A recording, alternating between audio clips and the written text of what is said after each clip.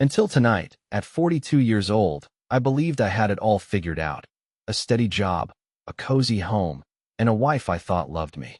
But as I sit here, typing in the corner booth of a diner that smells of stale coffee and regret, I realize I've been living a dream built on lies. Let me take you back a few hours.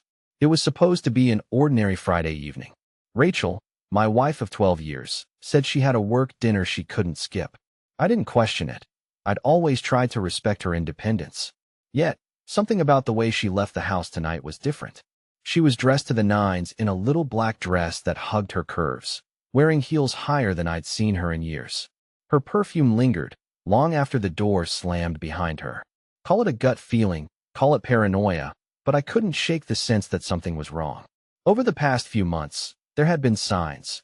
Late-night text messages she claimed were from coworkers, business trips that didn't quite align with the company's budget cuts, and a growing coldness in her voice, as if every word spoken to me was a chore. Tonight, I decided I couldn't ignore it anymore. After she left, I sat in the quiet of our living room, staring at her empty wine glass from earlier, and made a choice. I grabbed my jacket, hopped in the car, and drove toward the restaurant I knew she'd be at. It wasn't hard to figure out.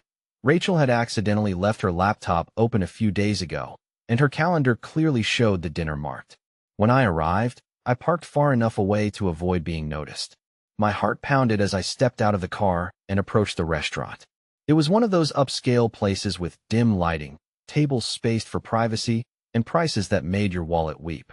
I spotted her immediately. She wasn't alone. There she was, sitting across from a man I didn't recognize, younger, maybe in his early 30s, with slicked back hair and a smirk that made my blood boil. They were laughing, leaning in close, her hand resting on his arm as if it belonged there. I felt like the floor had been pulled out from under me. I didn't storm in. No, I stayed outside, pacing on the sidewalk, trying to calm the storm raging inside me. Rage, heartbreak, humiliation, they all hit me at once.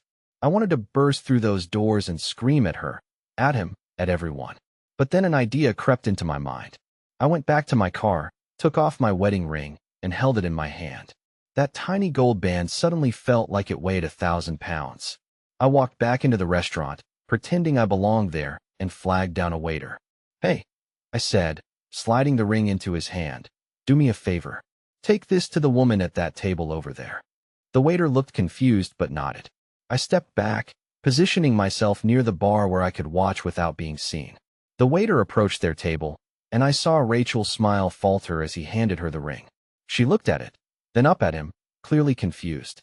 The moment her eyes darted around the room, searching for me, was one I'll never forget. The color drained from her face as she clutched the ring in her palm, her lover staring at her with a raised eyebrow, clearly unaware of what was happening. I didn't stick around to see how it ended. I walked out, got in my car, and drove. Now I'm sitting here, trying to figure out what the hell to do next. What do you even say to someone after that? As I sat in the diner, staring at my untouched cup of coffee, my phone started vibrating on the table. Rachel's name lit up the screen. I didn't answer. Not yet. I needed to let her stew in the mess she'd made. My hands were shaking, though, and the temptation to scream into the phone was almost unbearable. The vibration stopped, and a few seconds later, the phone buzzed again. This time, it was a text. "David, where are you? I just want to talk. Please." I chuckled bitterly, the sound hollow in the empty booth.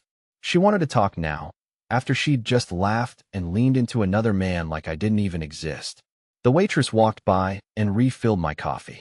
She gave me a sympathetic smile, clearly sensing something was off, but I just nodded and mumbled a quick thanks. I needed time to think, but the text messages kept coming. "I can explain. Please, let's talk.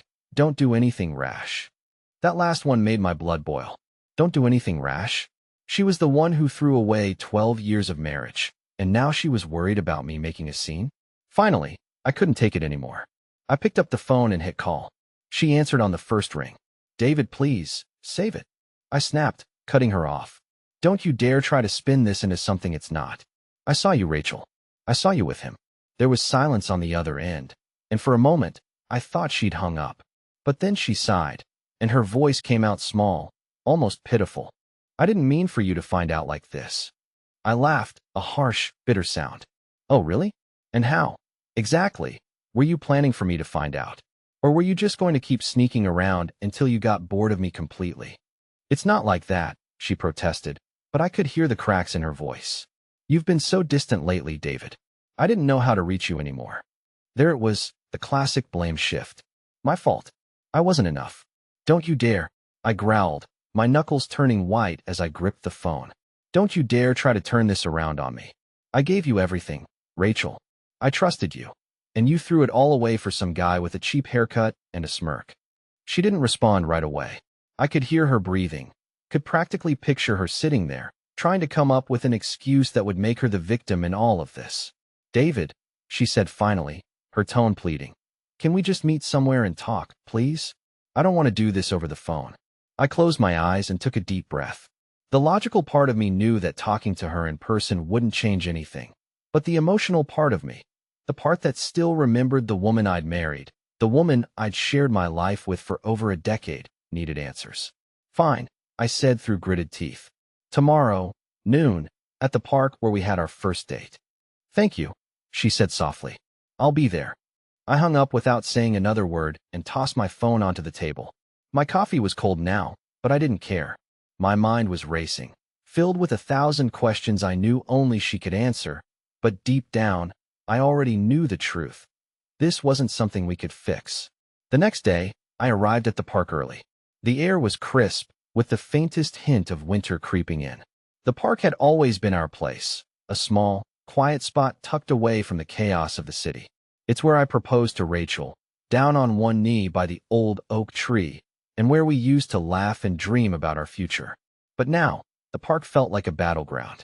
I sat on a weathered bench near the fountain, my hands buried in my jacket pockets, my mind racing as I replayed the night before. The image of Rachel sitting so comfortably with her lover was burned into my brain. It felt surreal, like a bad dream I couldn't wake up from. At exactly noon, I saw her approaching. She wore a long coat, her scarf tied neatly around her neck, and sunglasses that hid most of her face. For a brief moment, I wondered if she was trying to disguise herself. She sat down on the bench, leaving a noticeable gap between us.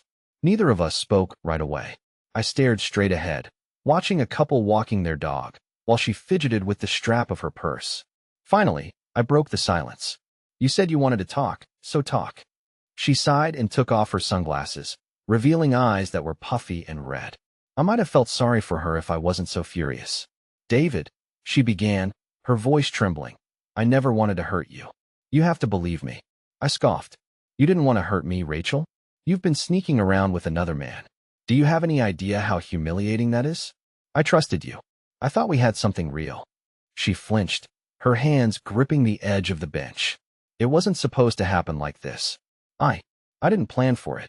Oh, so you just tripped and fell into another man's bed?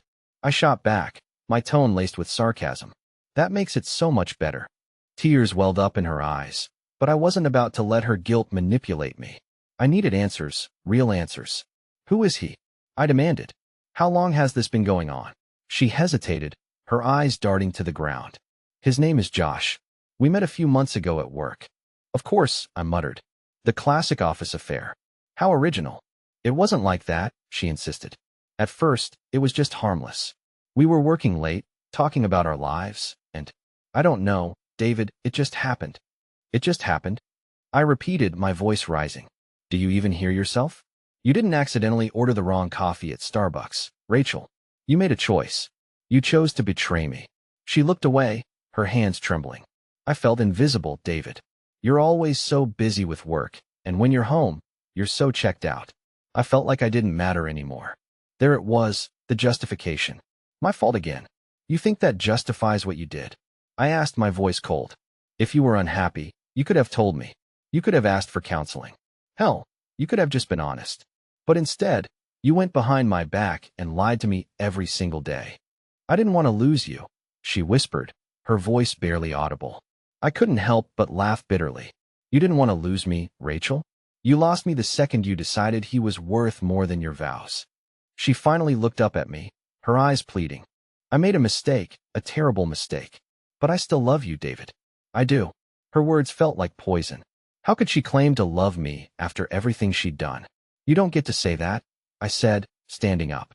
You don't get to sit here and pretend like this was some small mistake. You destroyed us, Rachel. You destroyed me. She reached out, but I stepped back, her hand freezing in midair. I need time to think, I said, my voice trembling with emotion. Don't call me. Don't text me. Just leave me alone. Without waiting for her response, I turned and walked away.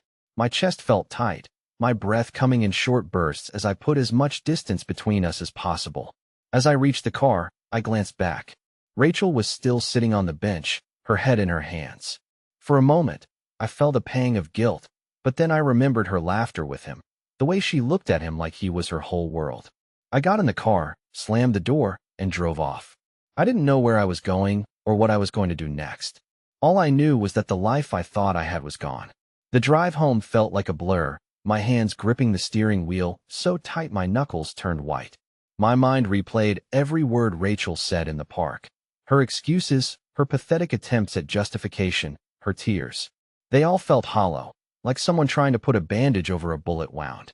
When I got back to the house, it was eerily quiet. Her car wasn't in the driveway, and the emptiness inside hit me harder than I expected. This place, our home, suddenly felt foreign. I wandered into the living room, glancing at the photos on the wall. Pictures of us smiling, looking happy, a facade that now felt like a cruel joke. I sat on the couch, my head in my hands, and for the first time in years, I let myself cry. Not just out of anger or sadness, but out of sheer frustration. How did it get to this point? Was I really so blind? After what felt like hours, I wiped my face and forced myself to focus. Sitting around wallowing wasn't going to fix anything. I needed to understand how deep this betrayal went, how many lies she had told, how long this had been going on. That's when the idea hit me, a private investigator. I grabbed my laptop and started researching local PIs. It didn't take long to find someone with solid reviews, a guy named Frank. His website was simple but professional, and his tagline read, "The truth is out there. Let me help you find it." That was exactly what I needed. I called the number listed, and within minutes, I was on the phone with Frank. His voice was calm and straightforward, the kind of no-nonsense tone that immediately put me at ease. "David, I've been doing this for over 20 years, he said. "I've seen it all. Cheaters, liars, people hiding money. Whatever you're dealing with, I'll get to the bottom of it." I told him everything about Rachel, her work dinners, the man I'd seen her with at the restaurant. Frank listened carefully, asking pointed questions. By the end of the call, we had a plan. He'd start tailing Rachel, gathering evidence, and uncovering the truth I desperately needed. "You're doing the right thing," he said before we hung up. "Sometimes the hardest part is facing it head-on, but knowing the truth is always better than living in the dark." That night, I barely slept. Every time I closed my eyes, I saw her with him, laughing, leaning in close. My stomach churned with a mix of anger and anticipation. I didn't know what Frank would find, but I was prepared for anything, or so I thought. The next morning, I went through my day in a fog. Work was a blur of meetings I barely paid attention to. My coworkers probably noticed I wasn't myself, but no one said anything. By the time I got home, I was exhausted, both mentally and physically. As I sat on the couch, my phone buzzed. It was a message from Frank. "Got something for you. Meet me at my office tomorrow at 10 a.m. My heart raced. What had he found? I tried to prepare myself, but nothing could have braced me for what came next. The next day, I arrived at Frank's office, a small but tidy space in a nondescript building downtown. He greeted me with a firm handshake and gestured for me to sit. "I'll get straight to the point," he said, sliding a folder across the desk. "This is what I've got so far." I opened the folder, and my stomach dropped. Inside were photos of Rachel and Josh, her so-called coworker, together at various places. A hotel lobby, a park bench, his car parked in our driveway while I was at work. But it was the final photo that hit me like a freight train. It was taken at a jewelry store. Rachel and Josh stood at the counter, smiling as she tried on a necklace. The timestamp on the photo, our wedding anniversary. "She spent our anniversary with him?" I asked, my voice barely above a whisper. Frank nodded grimly. "I'm sorry, David. There's more." He handed me a USB drive. "There's audio too. I got a recording from the hotel lobby. It's explicit. I won't play it here unless you want to, but you should listen when you're ready." I stared at the USB drive in my hand, the weight of it almost unbearable. Every shred of evidence in that folder and on that drive confirmed what I already knew. Rachel didn't just cheat. She completely disregarded me, our marriage, and the life we built together. "Thank you," I managed to say, my voice shaky. Frank gave me a sympathetic look. "I'll keep digging if you want, but it's up to you how far you want to go. Sometimes knowing too much can make it harder to move on." I nodded, standing up. "I'll think about it." As I left his office, clutching the folder and USB drive, one thing became crystal clear. I couldn't let Rachel get away with this. She needed to understand what she'd done, not just to me, but to us. But I wasn't going to confront her yet. No, not until I had a plan. Driving home from Frank's office, the folder and USB drive sat ominously on the passenger seat. Every red light gave me a moment to glance at it, like it was staring back, daring me to open it again. I wanted to throw it out the window, burn it, erase it from existence, but I couldn't. I had to face this head-on, no matter how painful it was. When I got home, the house was still empty. Rachel hadn't been back since our conversation in the park, which was probably for the best. I needed the space to think. I placed the folder and USB drive on the kitchen table and poured myself a drink. The whiskey burned as it went down, but it didn't numb the sting of betrayal. I sat there for hours, staring at that USB drive, debating whether to listen to it. Frank had warned me that knowing too much could make moving on harder, but a part of me needed to hear it. I needed to know exactly how far she'd gone. Finally, I plugged it into my laptop and hit play. The audio was grainy, but the voices were unmistakable. Rachel's laugh, light and flirty, sent a chill down my spine. And then there was Josh's voice, smooth and confident, as if he had no care in the world. "I can't believe we pulled this off," Josh said, chuckling. "I told you David's clueless," Rachel replied, her tone dripping with disdain. "He'll never suspect a thing. He's too busy with his boring little life to notice what's right in front of him." My heart felt like it had been ripped out of my chest. Hearing her talk about me like that, as if I was some pathetic fool, was worse than anything I could have imagined. The conversation continued, growing more graphic as they discussed their plans for a weekend getaway. My fists clenched, and I slammed the laptop shut before I could hear more. It was too much. But that was the moment I knew. I couldn't let her walk away from this without consequences. She thought she could humiliate me, disrespect me, and then move on with her life like nothing happened? Not a chance. I needed a plan, something calculated, something that would show her exactly what she'd thrown away. Over the next few days, I played my role perfectly. I didn't call her, didn't text her, didn't do anything to suggest I knew what she'd done. When she finally reached out, her messages were calm and apologetic, as if she thought we were slowly repairing things. But behind the scenes, I was working. I gathered everything Frank had given me, the photos, the audio, every piece of evidence, and started building my case. I contacted a divorce lawyer, a sharp and relentless woman named Sandra, who wasted no time outlining my options. "David, you've got a solid case for infidelity," she said during our first meeting. "But if you really want to make an impact, we need to play this strategically. Do you want to confront her now, or do you want to wait until the legal process is in motion?" "I want her to feel it," I said, my voice firm. "I want her to understand exactly what she's done, but I don't want to tip her off too soon." Sandra nodded. "Then we'll move quickly. Start separating your finances, freeze any joint accounts, and make sure you have access to all your important documents." Over the next week, I did exactly that. I moved my paycheck into a separate account, secured my credit cards, and gathered every piece of paperwork related to our house, cars, and other assets. Rachel had no idea. In the meantime, I set the stage for my confrontation. On Saturday evening, I made a reservation at the same restaurant where I'd caught her with Josh. I requested the exact table they'd sat at, a small, secluded spot in the corner. The symbolism wasn't lost on me. I texted Rachel, "Let's have dinner tonight. I want to talk about us." She responded almost immediately, "Of course. I'll meet you there."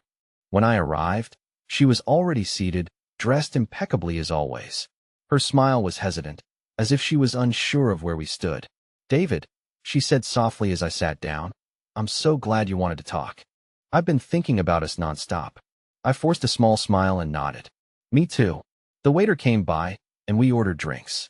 The tension was thick, but Rachel seemed eager to smooth things over. "I know I've made mistakes," she began, reaching across the table for my hand. "But I love you. and I want to fix this. I really do. Her words sounded rehearsed, like she'd practiced them in front of a mirror. I nodded, letting her think she was in control. I'm glad to hear that, I said calmly, because I've been doing a lot of thinking too, and there's something I need to share with you. I reached into my pocket and pulled out an envelope, the one containing the photos from Frank. I slid it across the table. Rachel's smile faltered. What's this? Go ahead, I said, leaning back in my chair. Take a look. She opened the envelope, her hands trembling as she pulled out the photos. Her face turned pale as she flipped through them, her eyes widening with each one. David, I don't. I interrupted, my voice low but firm. Don't insult me by pretending you didn't know this was coming. She closed the envelope, her hands shaking as she placed it back on the table. I can explain. No, Rachel, I said, leaning forward. You can't, and you don't need to, because I've heard it all already. The photos, the audio. I have everything. Her mouth opened and closed like a fish out of water, but no words came out. This dinner isn't about fixing things, I continued. It's about letting you know that I'm done. You've humiliated me, disrespected me, and destroyed the life we built together. And now, it's my turn to show you what that feels like. I stood up, throwing a few bills on the table for the drinks. Enjoy your evening, Rachel. You'll be hearing from my lawyer. And with that, I walked out, leaving her sitting there in stunned silence. The moment I stepped out of the restaurant, the cool evening air hit my face, and for the first time in weeks, I felt relief. Not peace, not closure, but the faintest hint of relief that I had taken the first step toward taking control of my life again. I didn't look back. I didn't care if Rachel was still sitting there, flipping through the damning evidence, or if she had stormed out after me. I drove home in silence, my mind buzzing. It wasn't over, not by a long shot, but at least now she couldn't hide. The next step was putting the final nails in the coffin of this sham of a marriage. The next morning, I woke to a flood of missed calls and messages from Rachel. I didn't even bother opening them. I'd given her all the chances in the world to come clean, to show some shred of decency, and she'd thrown them away. Instead, I called Sandra, my lawyer, to let her know I was ready to proceed. Good, she said. I'll file the papers first thing tomorrow. Given the evidence you have, this will work heavily in your favor. What about the house? I asked. I don't want her to have any part of it. If we can prove she used marital funds for her affair, which, judging by the photos of her and her lover at that jewelry store on your anniversary, she did, you've got a strong case to retain full ownership. Her words gave me a sense of reassurance, but there was still a storm brewing. Rachel wasn't the type to let things go quietly, and I knew she'd fight tooth and nail to save face. By the end of the day, Rachel finally stopped calling.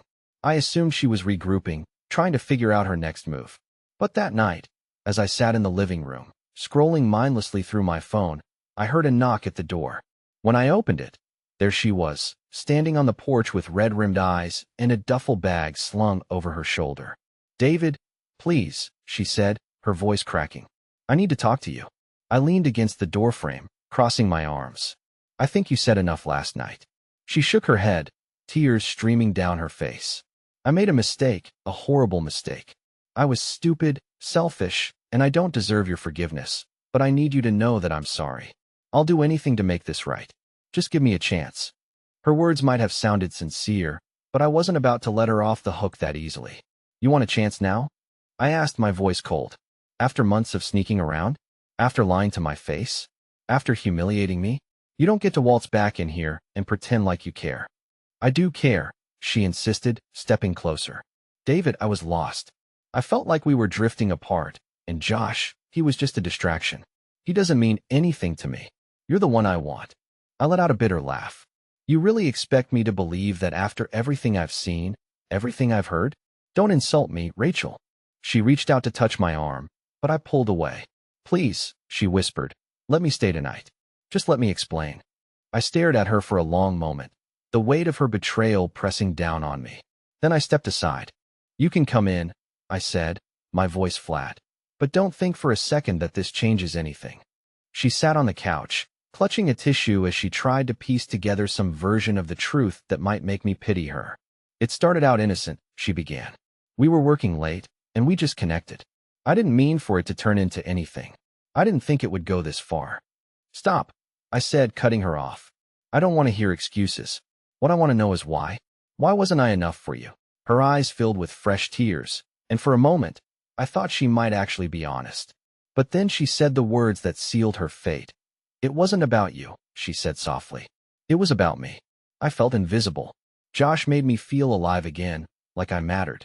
I stared at her, my jaw tightening. So your solution to feeling invisible was to destroy the one person who's been by your side for 12 years? To throw away everything we built together for some guy who stroked your ego?